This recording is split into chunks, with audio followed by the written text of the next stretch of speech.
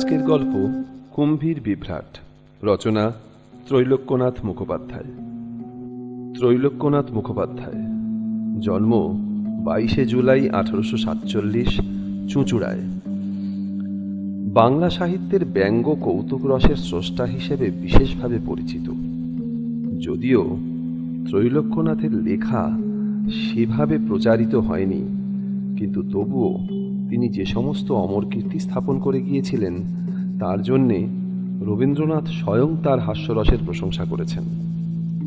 কর্মজীবনের সূচনা হয় শিক্ষকতার মাধ্যমে। পরবর্তীকালে তিনি বিভিন্ন ধরনের পেশায় নিযুক্ত হন। বীরভূম অঞ্চলে শিক্ষকতা করতে করতে সেই কাজ ভালো না লাগায় চলে যান কটকে পুলিশের সাব ইন্সপেক্টর হিসেবে।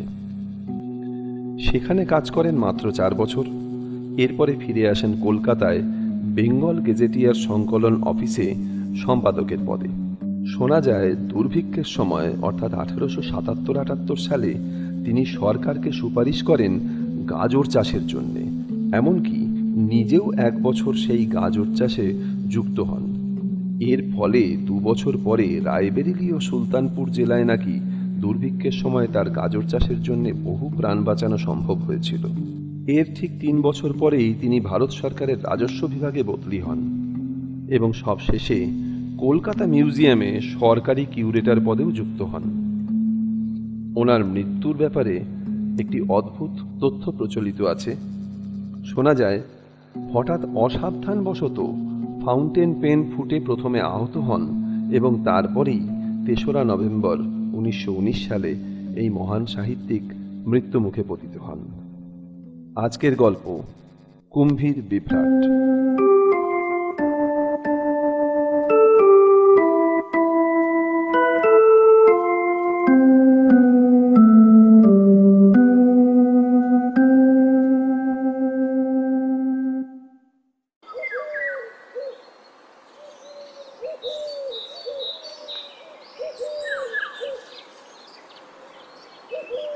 শঙ্কর ঘোষ জিজ্ঞাসা করলেন, শুনেছি যে সুন্দরবনের নদী নালায় অনেক কুমির আছে। তোমার আমাদের ওখানে কুমির কেমন? ডমরুধর বললেন, কুমির? আমার আবাদের কাছে যে নদী আছে কুমিরে তো তা ভর্তি। খেজুর গাছের মতো তারা নদীতে ভেসে বেড়ায়, অথবা কিনারায় উঠে পালে পালে তারা রোদ পোহায়। গরুটা, মানুষটা, ভেড়াটা, ছাগলটা বাগে পেলেই নিয়ে যায়। কিন্তু এই সব কুমিরকে আমরা তেমন গ্রাহ্য করি না। এইবার আমার আবাদের সামনে এক বিষম কুমিরের আবির্ভাব হয়েছিল। গন্ধমাদন পর্বতে ধরো না কেন, ওই কালনিমের পুকুরে যে কুমির হনুমানকে ধরেছিল, তার থেকেও ভয়ানক। তারপর ধরো গঙ্গা দেবী যে মকরের পিঠে বসে বায়ু সেবন করে, সে মকরকে কুমির এক গালে খেতে পারে। পর্বত প্রমাণ যে গজ সেকালে বহুকাল ধরে কচ্ছপের সঙ্গে যুদ্ধ করেছিল, সে গজকচ্ছপকে কুমির যেন নস্যি করতে পারে। এর দেহ বৃহৎ, তাল গাছের চেয়েও বড়। এর পেট এই দালানটার মতো। অন্যান্য কুমির জীবজন্তুকে ছিঁড়ে খায়, কিন্তু এ কুমিরটা আস্ত গরু, আস্ত মোষ গিলে ফেলত। রাত্রিতে সে লোকের ঘরে, গোয়ালে শীত দিয়ে মানুষটা, গরু বাছুরটা নিয়ে যেত।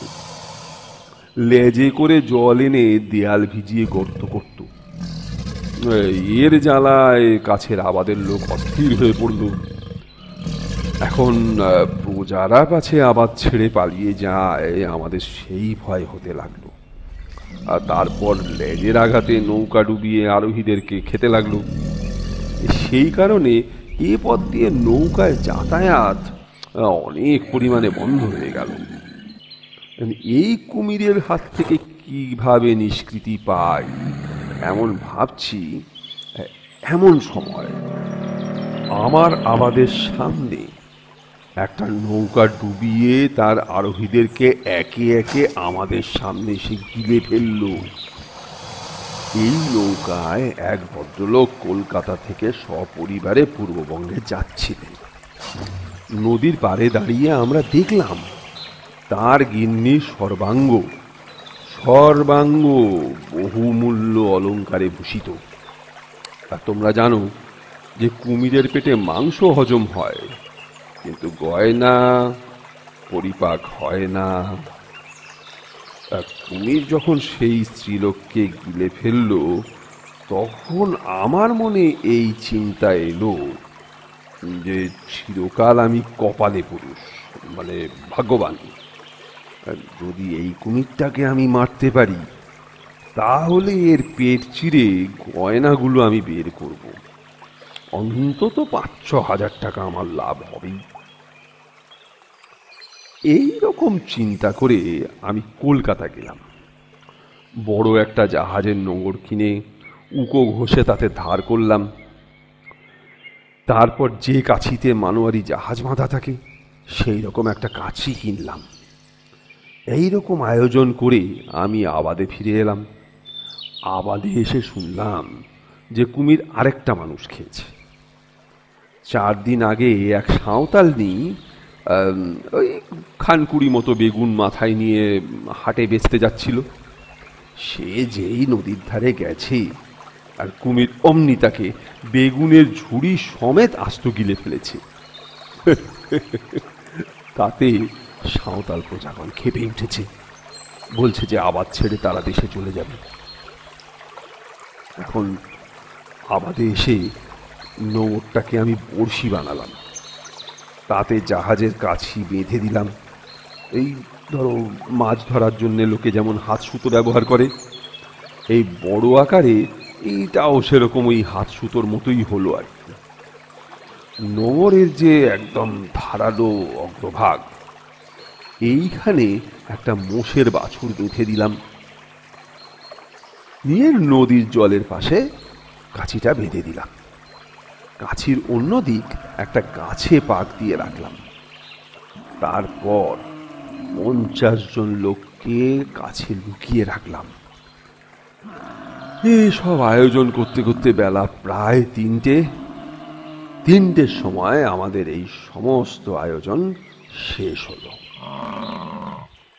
বড়শিতে মোষের বাছুর বেঁধে দিয়েছিলাম সত্যি, কিন্তু তাকে একেবারে আমরা প্রাণে মারিনি।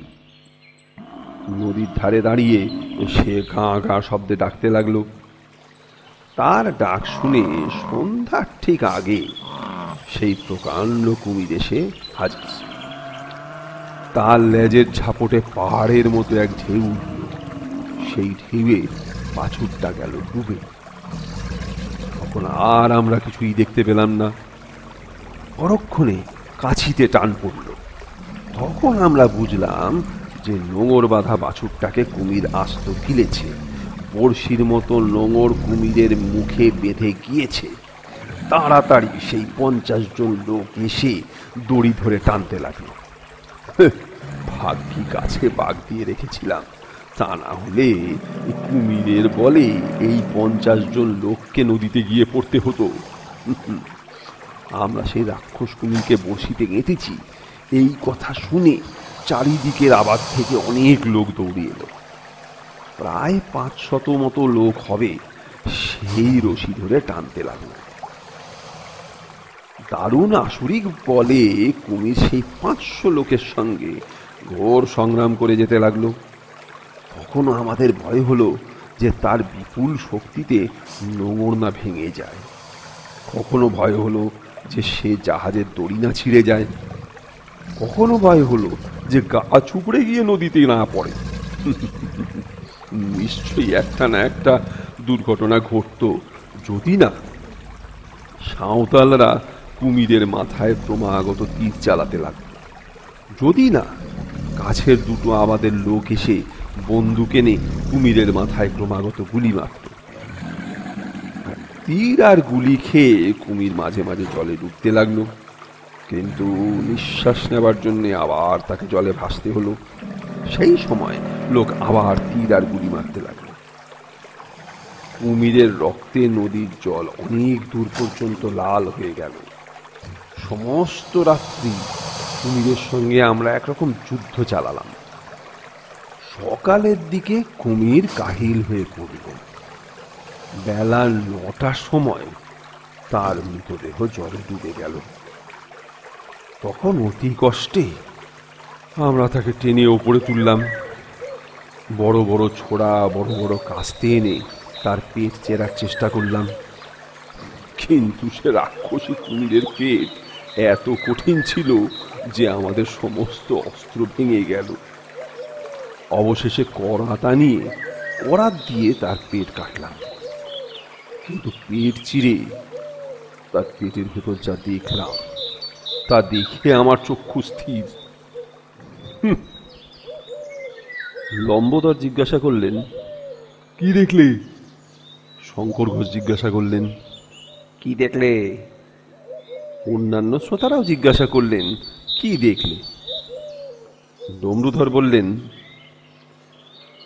বলবো কি ভাই আমার দুঃখের কথা। কুমিরের পেটের ভেতর দেখি না সেই যে সাঁওতালনি 4 দিন আগে কুমির যাকে আস্ত খেয়েছিল, সে সেই পূর্বদেশীয় ভদ্রমহিলার সমস্ত গয়না নিজের গায়ে পড়েছে। তারপর নিজের বেগুনের ঝুড়িটাকে সে উপুর করেছে, সেই বেগুনগুলো সামনে দাঁড়ি করে রেখেছে, ঝুড়ির ওপর বসে সে বেগুন বেচছে। শঙ্কর ঘোষ বিস্মিত হয়ে জিজ্ঞাসা করলেন, কুমিরের পেটের ভেতর ঝুড়ির ওপর বসে সে বেগুন বেচছিল? ডমরুধর বললেন, হ্যাঁ ভাই, কুমিরের পেটের ভেতর সেই ঝুড়ির ওপর বসে সে বেগুন বেচছিল। লম্বোদর জিজ্ঞাসা করলেন, কাকে কাকে সে বেগুন বেচছিল? কুমিরের পেটের ভেতর সে খরিদ্দার পেল কোথায়? বিরক্ত হয়ে ডমরুধর বললেন, তোমার এক কথা, কাকে সে বেগুন বেচছিল? আর কাকে সে বেগুন বেচছিল সে খোঁজ করবার আমার সময় ছিল না। সমস্ত গয়নাগুলো সে নিজের গায়ে পড়েছিল, তাই দেখেই আমার হাড় জ্বলে গেল। আমি বললাম, এই বুড়ি, ওই গয়না আমার, অনেক টাকা খরচা করে আমি কুমির ধরেছি, ওই গয়না খুলে দে। কেউ মেউ করে সে আমার সঙ্গে ঝগড়া জুড়ে দিল। তারপর তার ছেলেরা, তার জ্ঞাতি ভাইরা বাঁশ লাঠি সোটা নিয়ে আমাকে মারতে দৌড়লো। আমার প্রজারা কেউ আমার পক্ষ নিল না, সুতরাং আমাকে চুপ করে থাকতে হলো। সাঁওতালরা আমার সামনে দিয়ে সে বুড়িকে ঘরে নিয়ে গেল। দিন কয়েক শুয়োর মেরে মদ খেয়ে তারা আমোদ প্রমোদ করল। পূর্বদেশের ভদ্রমহিলার একখানা গয়নাও আমি পেলাম না। মনে মনে ভাবলাম যে কপালে পুরুষের ভাগ্য সব সময় সুপ্রসন্ন হয় না। লম্বোদর বললেন, এসব আজগুবি গল্প তুমি কোথায় পাও বলো দেখি? হ্যাঁ? ডমরুধর বললেন, এতক্ষণ হাঁ করে এক মনে এক ধ্যানে গল্পটা শুনছিলে, যেই হয়ে গেল তাই এখন বলছো অমনি আজগুবি গল্প। কলির ধর্ম বটে। শঙ্কর ঘোষ জিজ্ঞাসা করলেন, এ কুমিরের গল্প যে সত্যি তার কোনো প্রমাণ আছে? ডমরুধর উত্তর করলেন, প্রমাণ প্রমাণ নিশ্চয়ই প্রমাণ আছে। এই কোমরের ব্যথার জন্যে এই এই দেখো, এই এই সেই কুমিরের দাঁত আমি পড়ে আছি। লম্বোদর জিজ্ঞাসা করলেন, আচ্ছা, সে কুমির যদি তাল গাছের থেকেও বড় ছিল তবে তার দাঁত এত ছোট কেন? ডমরুধর উত্তর করলেন, অনেক মানুষ খেয়ে সে কুমিরের দাঁত ক্ষয় হয়ে গিয়েছিল।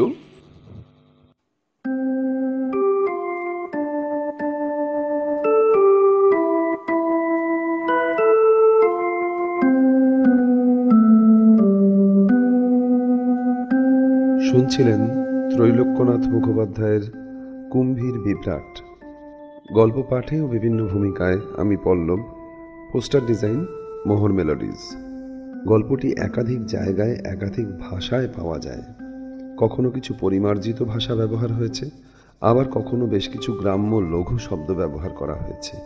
আমরা সমস্ত বয়সের, সমস্ত স্বাদের শ্রোতাদের কথা চিন্তা করে গল্পটির ভাষা কিছু সহজ সরল করে নিয়েছি মাত্র। গল্পটি কেমন লাগলো অবশ্যই কমেন্ট করে জানাবেন।